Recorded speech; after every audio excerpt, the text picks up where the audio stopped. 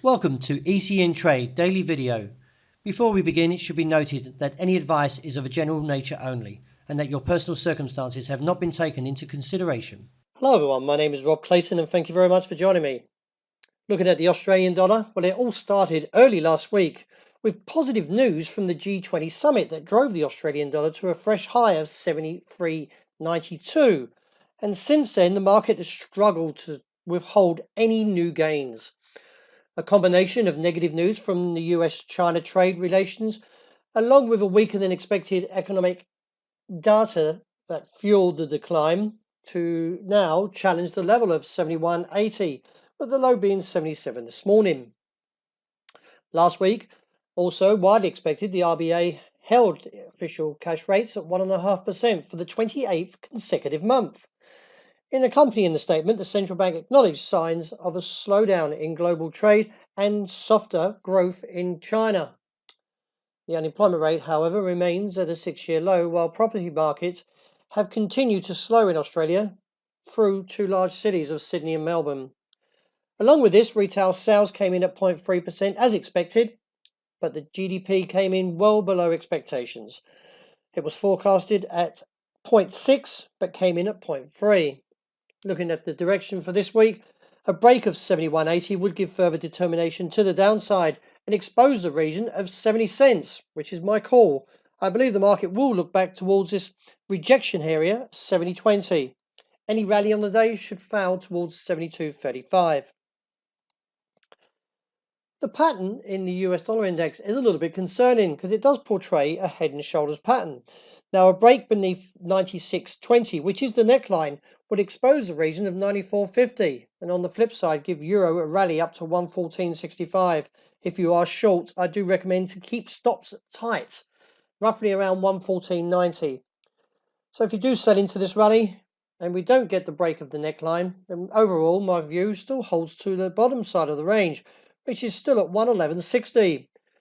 Let's see how the market plays out for the next 24 hours, and if it does reject the level of 114.65, as it still remains above 114.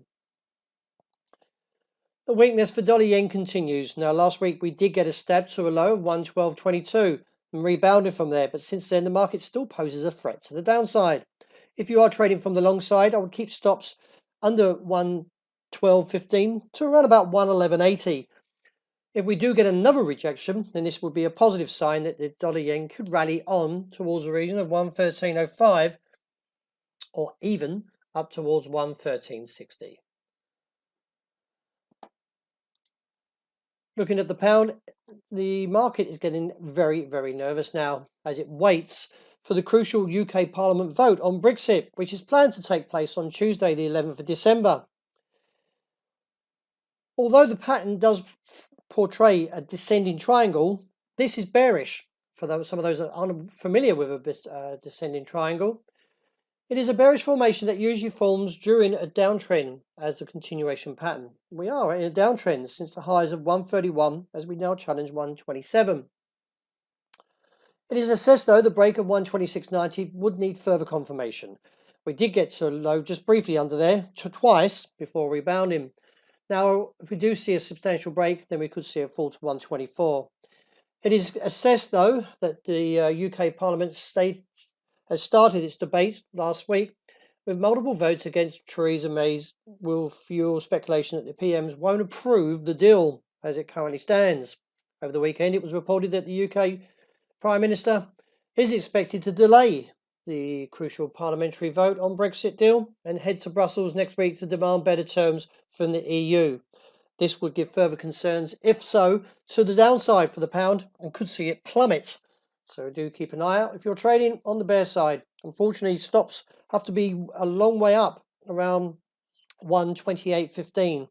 So do be aware if you are going to trade the pound that you could easily be taken out. I put the weekly chart on the gold because it's portraying a very nice upward channel and now looks towards the region of 1,255 to 60 after posting a fresh 5-month high of 1,249, which is now slightly higher now of 50 this morning. On Friday, the non-farm payrolls increased by 155,000 after a downward revised to 230 7,000 gain in the prior month. The Labour Department said Friday that the estimate in Bloomberg's survey called for an increase of 198,000. The average hourly earnings rose by 0.2% from the prior month and missed the 0.3% call, though wages matched projections on the annual base of 3.1% for the second month. This week, the market will get a fresh update on US data on retail sales and the consumer prices, so keep an eye on that if you're trading. It is also assessed that Fed Chairman Jerome Powell may take a slight step back from the rate hike that's expected on the 20th of December and most probably postpone into the early next year of any rate hike. So we could get a dovish statement. Therefore, from the dovish statement, we could see a weaker US dollar. So the outlook for the greenback is not as positive as we once thought. It would seem that Jerome is taking a slight indication from Trump that he doesn't want the Fed to rush rates too quickly. And rounding up with oil, the market at this stage did reject again from 55 and still poses a threat to the downside. One thing to note though is the Baker Hughes report did state that the number of active domestic drills did fall by 10 to 877, which does suggest that supply is getting a little bit tighter. And as long as we maintain above 49.80, then I do expect to see further tests up towards $53 to $55 a barrel.